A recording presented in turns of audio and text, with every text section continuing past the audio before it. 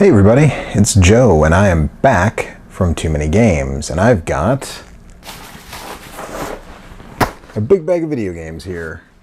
Now, as you know, I don't usually do pickups videos. If I just go shopping, I don't do a video for pickups, but since I was at Too Many Games, just like last year, I thought it would be fun to check out all the stuff that I got while I was at Too Many Games. So last year I sort of stacked everything into consoles, and this year I'm just going to grab into the bag and see what comes out. Also, I should preface this with the big thing about a show like Too Many Games and a big marketplace sort of setting like that is always make sure you're haggling. You know, a lot of the prices are flexible, especially on the last day. I got a lot of really good deals on Sunday, last day of the show. And, you know, I never, very rarely paid the marked price. So, also this is going to be the second Too Many Games video you're seeing. The first one is from when I was still there. And that's me opening some grab bags with Eric and Jeremy. And if you haven't watched that, I'll put a link. And if you have, some of the stuff I'm going to show you've already seen, but we will get there. So, let's see, that I'm going to save for last. So, I stopped by this table that was really trying to get rid of stuff on the last day. And they said, you know, it's the last day. If you buy 2 things, you'll get 1 thing for free. So I grabbed Judge Dredd for the Super NES.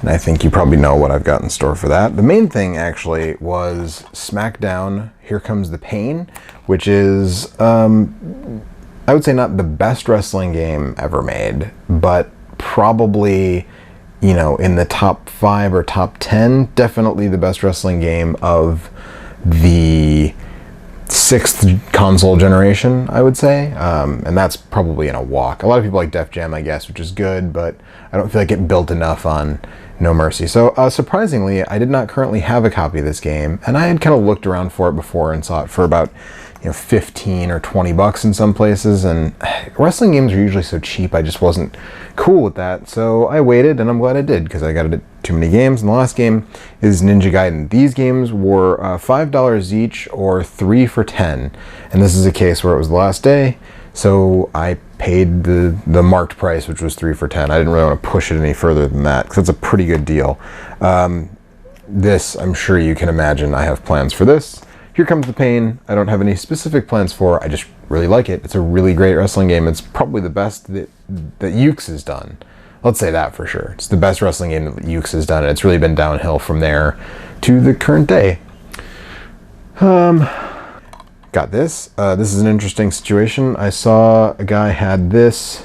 He had the PS2 version of this, and it was disc only, and he wanted 15 bucks for it. So I cruised right on past that, and I found this at another table. Price tag says 10. I think I paid 8. Oh, here we go. Here's another. This is another great example. So haggle when you go to a show like this, but also always look around. Don't pull the trigger too quickly, especially if you're like me or Eric from Game vs. Game, who, you know, we just did the grab bag video. He was on the panel, of course. Panel video is forthcoming, by the way. But he and I are sort of in agreement that, well, I think the boxes and manuals are they're nice to have if there's no real price difference, which usually you only see that in a store.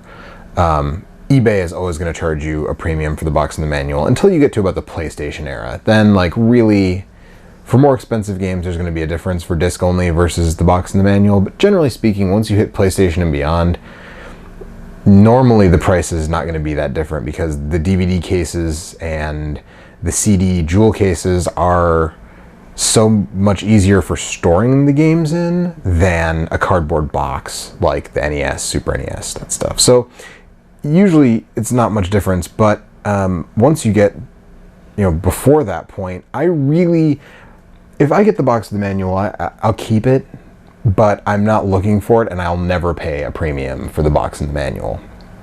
Again, it's a little different for CD-based games, but in this case, so this is a game that I looked around for. I saw a couple complete copies for, you know, $35, and I got a disc-only former rental of The Amazing Spider-Man versus the Kingpin on the Sega CD. Again, price tag says $10. I bought it with something else that I don't remember offhand that's in this bag, and I got it for cheaper than that. So that's the big lesson. Mercs, I think it was Mercs for the Sega Genesis I got with this, and I talked the guy down a bit on both of them. Buying multiple things is a really great way to get those prices to be a little more flexible. If you just buy one thing, I shouldn't say usually, a lot of times people won't come down, especially in the first or second day. But if you buy multiple things, usually you can say, hey, will you do these 2, these 3? If you buy a bunch of stuff, usually you can say, hey, I'm going to buy like 5 games off you. Will you cut me a break? And usually they will. Sometimes you'll see people who want to look at their phones. That's a really gross trend, by the way. I saw a couple people, one booth I went up to, and they had a copy of Friday the 13th for the NES, which I did not buy, and it wasn't priced. And I said, hey, how much, it was in a box. And usually when all the games are mixed in a box together, it's usually like all these are $5, or, these are $5 each, but they're 3 for $12, or they're something like that.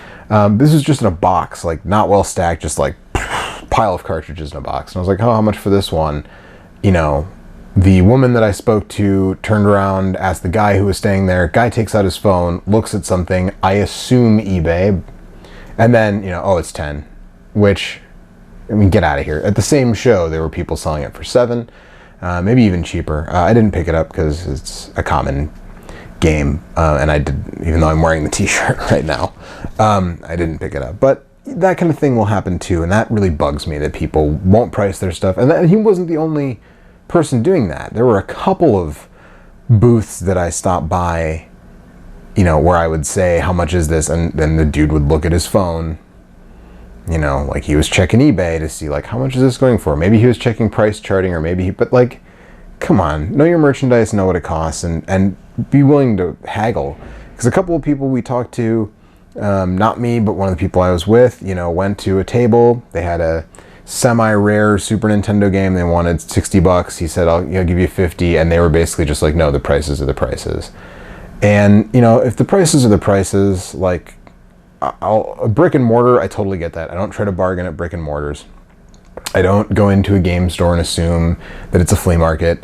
But at something like this, at a con like Midwest Gaming Classic, MagFest, even PAX East, which that is not really a marketplace kind of show, but all those shows that I've been to, it's sort of like a flea market. And yeah, I expect to haggle. And if you don't want to haggle, usually I'm just going to mosey, because typically the prices aren't that good.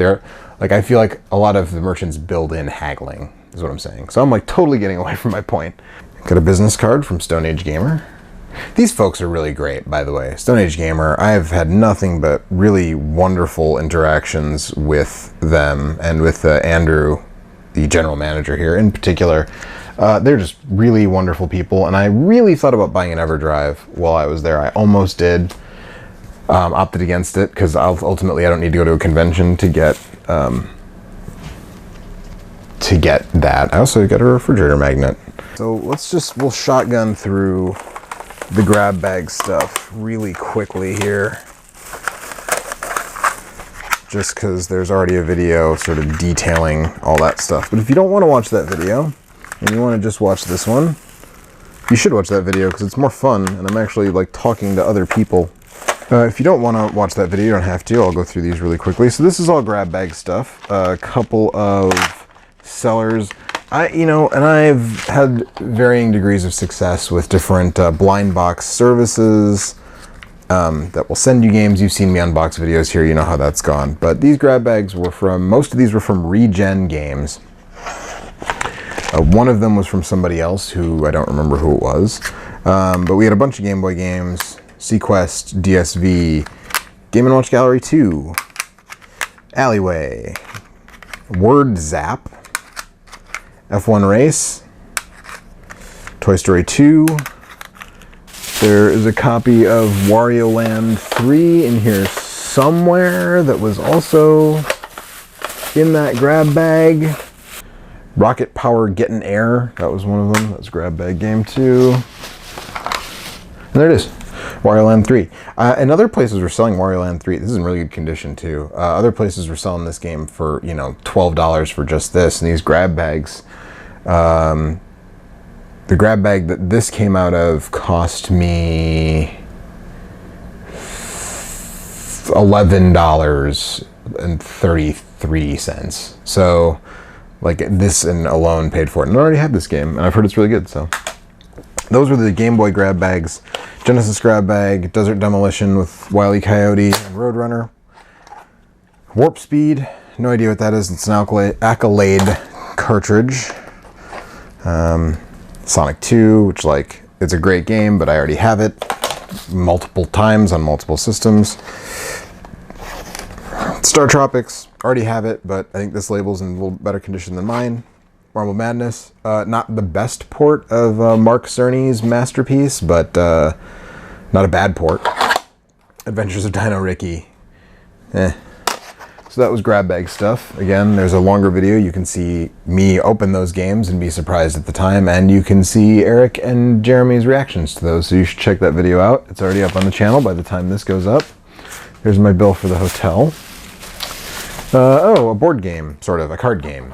This is called Movie Buff. It's a card game that I got. The guy who made this was selling it. He and his wife were there, and they were selling their game that they made, that they got on, they backed it with Kickstarter. And it's basically a card game where you do movie trivia, but it's not a standard Trivial Pursuit kind of trivia game. It's open-ended so that it never gets out of date, basically, which I think is really awesome. The rules are written a bit obtusely, so we had to sort of suss out some things, and maybe some house rules are in order if you play this game. But we really, we played it in the hotel. I whooped everybody, I'm happy to say. But if you're into it, check out moviebuffgame.com, and you too can own your very own copy of this game. Game Boy stuff. Road Rash, you can imagine what my plans are for that. Samurai Showdown, you can imagine what my plans are for that. The Punisher, didn't I already buy a Punisher game at this show? Whoa, what could I be planning for that? I have so many ideas for episodes. I was talking to Corey from My Life in Gaming, and he was like, you know, how many episodes do you have ideas for? And I was like, dude, I got ideas on top of ideas. I'll never run out of material for the show. Same name, different game being the show in question. Dark Arms Beast Buster 1999 for the Neo Geo Pocket Color. This is a sort of top-down horror-themed RPG-ish thing. Love it. So that takes care of all the portables. Talked about a bunch of Genesis stuff. Let's talk about some more Genesis stuff. Like I said, I got that copy of Amazing Spider-Man along with this copy of Mercs. Made a deal with the guy. I actually think I probably overpaid a little bit for this even after making the deal, because I was too capricious, but I wanted to make a deal for the Amazing Spider-Man mostly because I knew it would go fast because a lot of other people had it. Which also, the Amazing Spider-Man versus the Kingpin is the same as the Genesis Spider-Man, the original Sega-developed Spider-Man. It's a very early Genesis title. It's basically the same game, it's just got animated cutscenes. Mercs is an arcade port from one of the lesser-remembered Capcom. I remember Strider, Ghouls and Ghosts Forgotten Worlds, because those were very close to the Genesis launch. A lot of people don't remember Mercs, and there's some unique stuff happening in this port of Mercs, developed by Sega, but a port of a Capcom arcade game, so what could I be having planned for that? Whoa! Fortunately, way fewer people watch these, so the surprise won't be spoiled. Watch these type of videos than the other stuff that I do here. Let's see here. Super C. I bought this from Kurt Collada of Hardcore Gaming 101. I also bought this copy of Sparkster for the Super Famicom, which was way cheaper than the US release. And I already have the Genesis version, so you can guess what I'm going to do with that. Super C is just a game that I really like, and for some reason I didn't own. It's also way overpriced most places. Kurt had it, you know, relatively cheaply.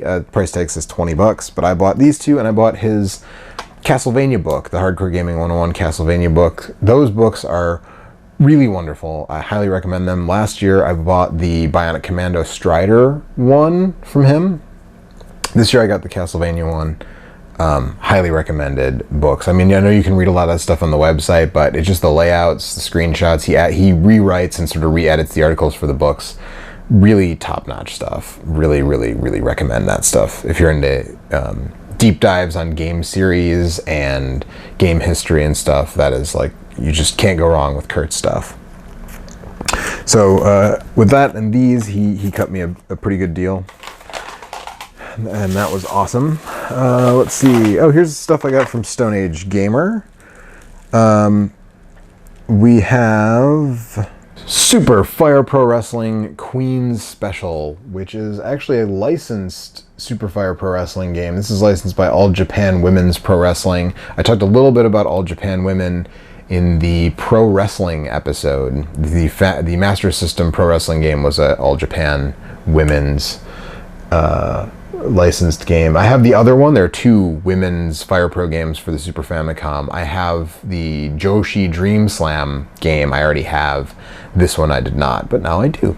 And this is, you probably can't read that, but that says Garo Densetsu Special, which is Fatal Fury Special. And these were really cheap from Stone Age Gamer.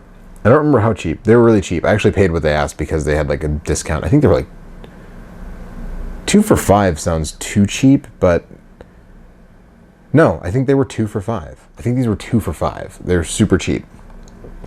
They're very common. This game is a lot more rare in the, it's not like rare in the, actually, this one might not have come out on the Super NES in America. I'd have to double check that, to be perfectly honest. I'm not going to do that now. Queen Special, though, obviously didn't come out in the US. Love Fire Pro games. There's at least half a dozen Fire Pro. Super Fire Pro, Super Fire Pro 2, Super Fire Pro 3, Super Fire Pro Special, Super Fire Pro. Yeah, there's maybe 10 Fire Pro games on the Super Famicom, but I love the series, so I check all those out. Okay, that's it. All that's left in that bag is a couple of refrigerator magnets, so we'll put that aside. Fighting Vipers. This is another one I paid it was marked. It was Sunday, last day, $5. Which is basically like, that's more than, like if I wanted to buy one on eBay, I'd probably pay out close to that in shipping, or built-in shipping if it was a buy it, and if it was free shipping, they're building the shipping cost in. This is, first of all, way more easy to come by than the US version, and also it contains an exclusive character who was removed from the US version, and that character is none other than Pepsi Man in a fighting game. So you can't go wrong with Pepsi Man. Gee, Joe, you bought a lot of wrestling games. Yes, I did. I don't know if you've noticed, I like professional wrestling.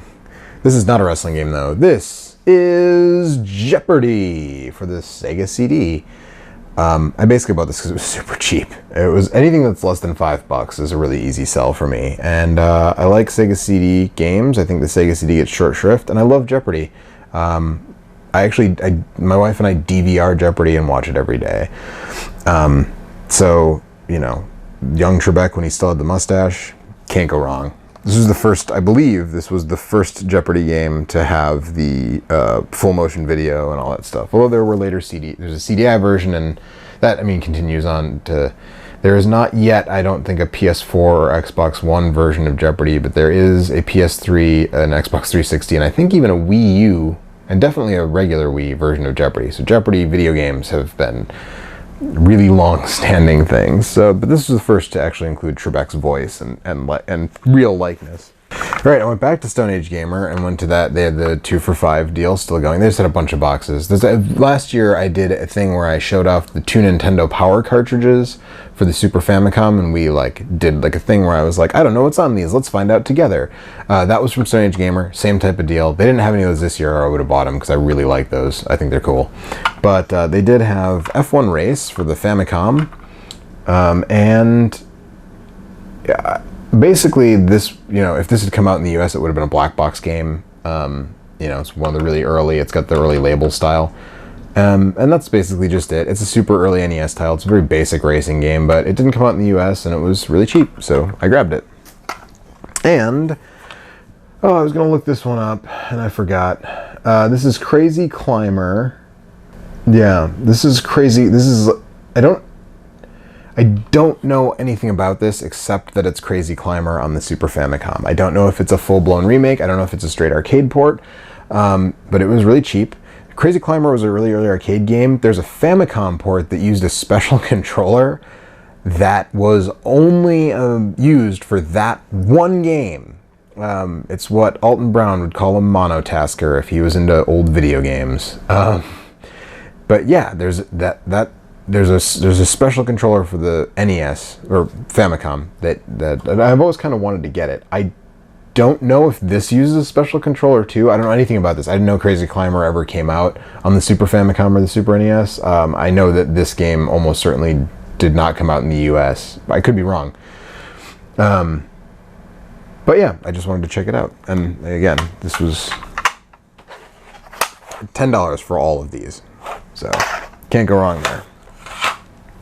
And then last but certainly not least, this is stuff I got from my man Carlson at Mad Gear. He does conventions all over. He does Otakon, he does MagFest, he does Too Many Games, Midwest Gaming Classic. You know, if there's a cool game show happening somewhere, game convention, not game show, like he doesn't show up with Drew Carey on Price is Right. You know what I mean? If there's a cool game convention going on, Carlson is probably there. Sells, you know, usually has like 2 tables worth of stuff and just like tons of imports. I got to him the first day and he already, his PC Engine stuff was already super picked over. A lot of my PC Engine library came from him. But yeah, man, this is what I got. So actually the Dark Arms Beast Buster for Neo Geo Pocket Color, that came from him. And then also I got this, I was gonna look this one up too and I forgot. This is Tukon Road Brave Spirits, which is a New Japan Pro Wrestling game for the N64. It is not, so I have Virtual Pro Wrestling 2, which is like the AKI developed. This one is, this is a Hudson game. This is based on, this is an actual New Japan licensed game. Virtual Pro Wrestling and Virtual Pro Wrestling 2 are, maybe they are licensed actually. I think they're licensed by one promotion, but not any of the others. I don't remember exactly. But anyways, Tukon Brave Spirits. Tukon Road Brave Spirits, New Japan Pro Wrestling. So be checking this out. And this is, of course, from 1998, so don't expect to see any current New Japan stars in there. This one also, can't remember the name. This is a Neketsu Kunio game. It's a 4-player fighting game for the Famicom, the NES. That didn't come out here, as many Kunio games did not. But it's super fun, and I am really excited to own it. It's it's basically River City Ransom 4-player fighting is the best way I can put it. You know I've talked about Kunio games here. You know I love Kunio games. So I had to grab this one. And finally, for the Too Many Games show itself, Saturn Bomberman. And you're looking at this and you're going, wow, that looks different than the Saturn Bomberman art that I know of. And wow, that price, that $47, which Carlson gave me a deal, which is why you got to go see him. If you see any, you know, you buy stuff from him, you buy a bunch of stuff, he will cut you a deal. You know, and he's got good stuff. He has care for his product and stuff. I sound like I'm being paid for this. He's just really, he's hooked me up a lot over the years. I bought my 1000th game in my collection I bought from him. It was Ganbare Dunk Heroes, which Roger did an episode of Obscure Old Games about last summer, and that was my 1000th game in my collection. Bought it from Carlson, he gave me a deal. Yeah, so this is Saturn Bomberman, and that price is really low, and I saw people at the show who had it for the US version, not the Japanese version, who had the US version for $275, and that price, I would love to say that that is so far out of the ballpark it's not even funny, but that is actually a very good price for that game. It was complete, looked like the book was nice, no creases and stuff. Like I said, I don't, at a game that price, I would pay considerably less to try to get just a disc, But as it happens, as is so often the case with Saturn games, the Japanese version is way cheaper. And honestly, this price is a little inflated. And it's a little inflated because the US version sells for a lot. And it's a fair price to buy this in the US, but like if you went on Yahoo Auctions, if you know Japanese and you're willing to like go through a proxy bidder and do all that stuff, you could probably get it cheaper because it's not rare and it's not really sought after in Japan because it's super common, because the Saturn did a lot better in Japan than it did in the US. So you can get this stuff way cheaper, and it's the same with just about any rare Saturn game. Mega Man 8, the Saturn edition, has some special stages that aren't in the PlayStation version, and for some reason they continue putting the PlayStation version on all the collections, the Mega Man Anniversary Collection and stuff. But that version has some extra stuff. The US version, again, same, like $250 to $300, but the Japanese version you can get for a lot cheaper. And like how text heavy is Bomberman, right? So this one, of course, is awesome. This is arguably the best Bomberman game. It's got 10-player multiplayer, and you can choose, you know, characters like Bonk and Master Higgins from Adventure Island and all these like different Hudson characters. And there's a story mode and all that stuff. And so this is a great game. And now, so that's everything I got at TooManyGames, but now it's story time. So somebody had a copy of a game that I had been wanting for quite some time, actually, a Saturn game that I've been wanting. And this booth wanted, it was marked at 75. And I said, well, I'll give you 50. This was on Sunday, last day of the show. And he says, no, I'll go 65 is as low as I'll go. And I said, well, let me think on that. This is the last day of the show, so I got the rest of my money. I'm trying to decide if I want to make a big ticket purchase or if I want to just grab a bunch of small stuff. As you can see, mostly I grabbed a bunch of small stuff that I can use for same name, different game and stuff like that.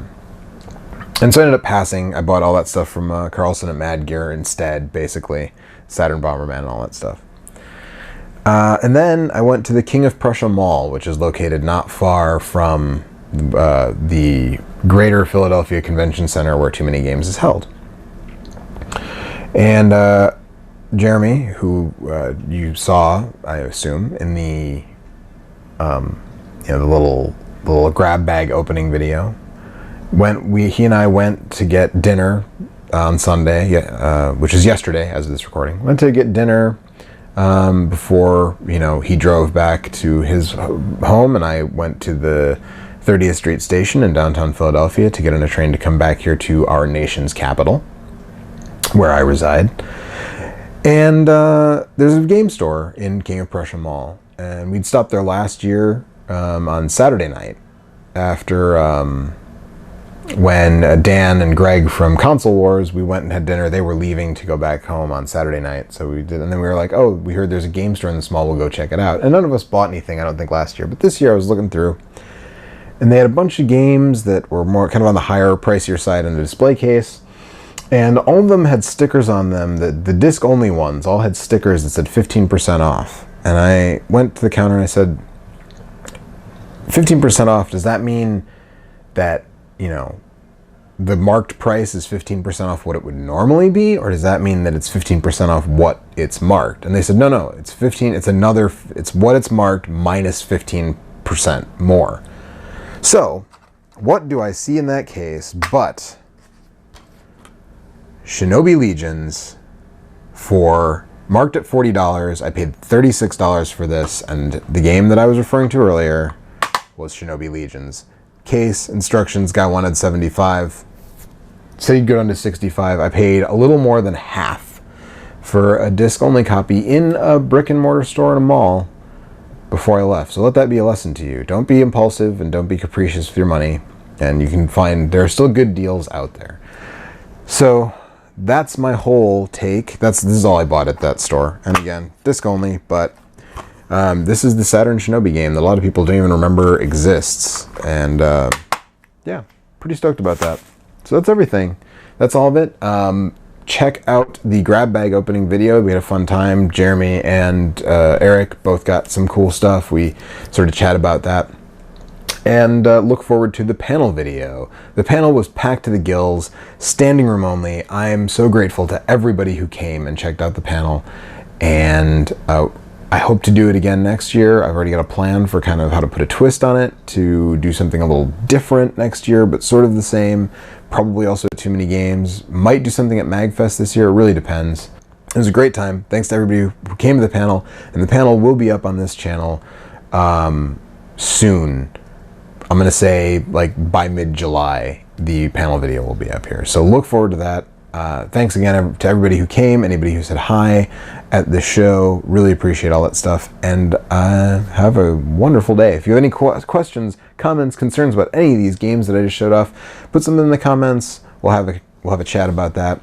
And look forward to, of course, the new regular content on this channel. More stuff coming all summer. Super Nintendo stuff happening on this channel.